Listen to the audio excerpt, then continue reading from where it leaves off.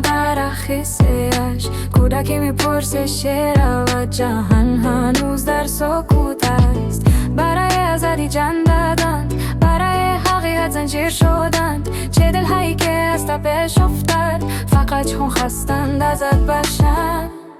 ایران تنها نیستی، صدات را میشنویم.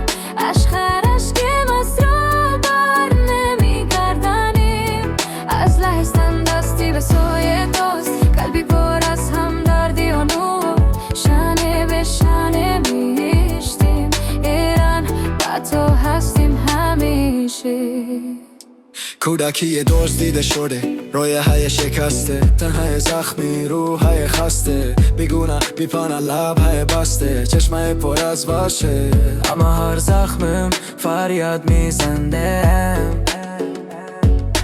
من هنوز زنده‌ام.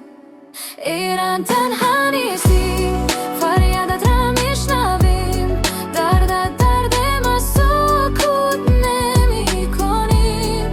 لحظه کنارت ایستاده، بسیده با دل با امید.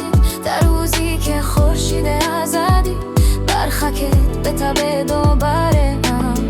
برای هر دختری که شکستن، برای هر برادری که رفت، برای آنهایی که دیگر نیستن و آنهایی که هنوز می‌جنگن.